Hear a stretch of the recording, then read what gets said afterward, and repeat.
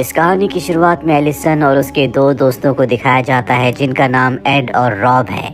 ये तीनों के तीनों स्कॉटिश हाईलैंड्स में, जो कि बहुत ऊंची पहाड़ियां हैं, उन पर माउंटेन क्लाइंबिंग कर रहे हैं।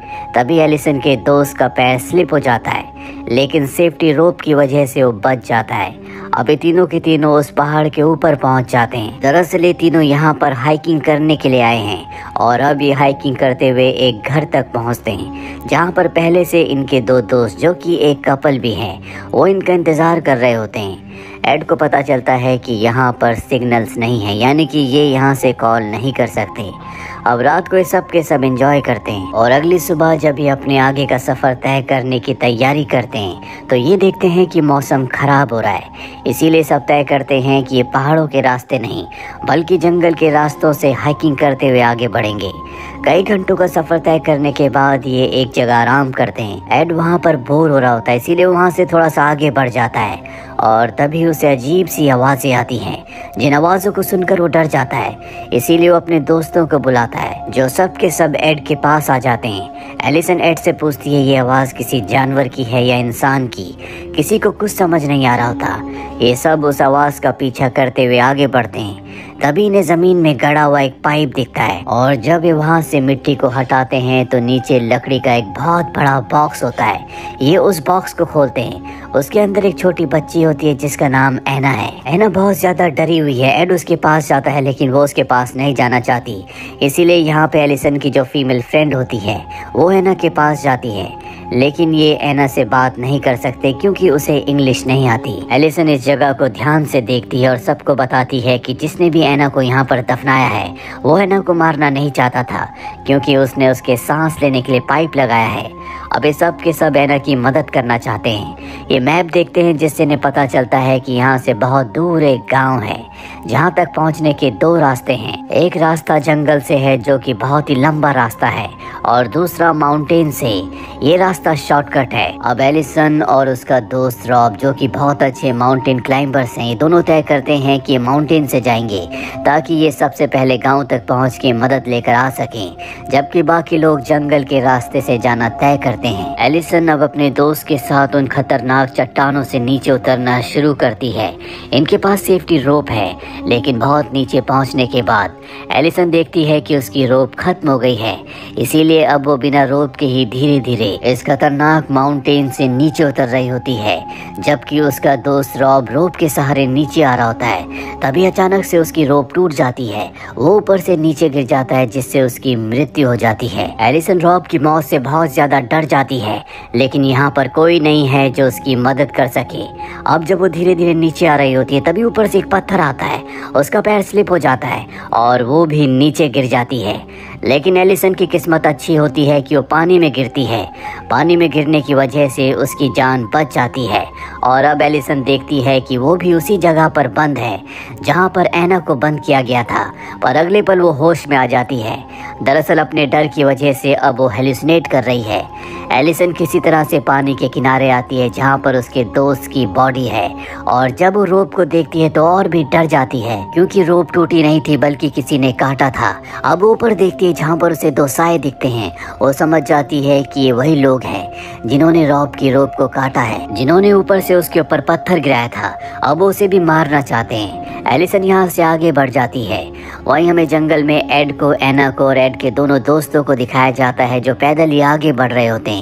यहाँ पर दो शिकारी भी होते हैं जो इन पर नजर रख रहे होते हैं, पर तभी पीछे से दो लोग आते हैं जो इन दोनों को मार देते हैं। ये वही लोग हैं जिन्होंने रॉब की रोप को काटा था, जिन्होंने एलिसन के ऊपर पत्थर गिराया था। अब एलिसन किसी तरह से आगे बढ़ते हुए नदी तक पहुंच जाती है, जहां वो देखती है कि नदी के दूसरी तरफ एड और उसके दोनों दोस्त एना के साथ हैं। वो उन्हें बताने की कोशिश करती है कि रॉब मारा गया, कोई हमें मारना चाहता है, लेकिन नदी के पानी के बहाव की आवाज़ इतनी तेज होती है कि उसके दोस्त उसकी आवाज़ नहीं समझ पाते। वो इशारे से भी उन्हें समझाने की कोशिश करती है कि कोई हमें मारना चाहता है, पर उसके दोस्त उसकी बातों को नहीं समझते। अब यहाँ पर वो दोनों लोग भी आ जाते हैं जिन्होंने रॉब को मारा है। दरअसल ये दोनों के दोनों किडनैपर हैं और इन्होंने एना को किडनैप करके उस बॉक्स के अंदर बंद किया था। किडनैपर्स एलिसन की दोस्त के ऊपर गोली चलाते हुए पानी में गिर जाती है। उसने एना का हाथ पकड़ा था, इसीलिए एना भी पानी में गिर जाती है। अब ये सब अपनी जान बचाने के लिए इधर उधर भागते हैं। एलिसन एना को बचाने बचाने के लिए पानी में कूद जाती है। वो किसी तरह से एना को बचाकर बाहर निकाल लेती है। एना बेहोश है लेकिन जल्दी उसे होश आ जाता है। किडनैपर्स अब भी इनके ऊपर गोलियां चला रहे होते हैं, इसीलिए अपनी जान बचाने के लिए सबको भागना पड़ता है। ये सब के सब एक दूसरे से अब अलग हो चुके हैं, लेकिन एड भागते भागते एना तक पहुंच जाता है। वो एना से कहता है कि बिल्कुल आवाज मत निकालना, लेकिन जब किडनैपर्स गोली चलाते हैं तो एना डर जाती है। वो जोर से चिल्लाती है, जिस वजह से किडनैपर्स को पता चल जाता है कि ये कहां पर छुपे हैं। इसीलिए एक बार फिर से वो एड और एना के ऊपर गोलियां चलाते हैं। एड एना को अपनी गोद में उठाकर चट्टान के नीचे की तरफ भागता है। वहीं एलिसन को दिखाया जाता है जो भागते भागते अपने एक साथी तक पहुंच जाती है। जल्दी यहाँ पर एड और एना भी पहुंच जाते हैं। एलिसन का दोस्त सबको बताता है कि किडनैपर्स हैं जो एना को चाहते हैं, हमें एना की जान बचानी होगी, इसीलिए मैं इनका ध्यान डाइवर्ट करने के लिए दूसरी तरफ भागूंगा, और जब ये मेरे पीछे आएंगे तो तुम एना को लेकर यहाँ से निकलना। इसीलिए अपने हाथ में कुछ उठाकर एक दिशा की तरफ भागना शुरू कर देता है।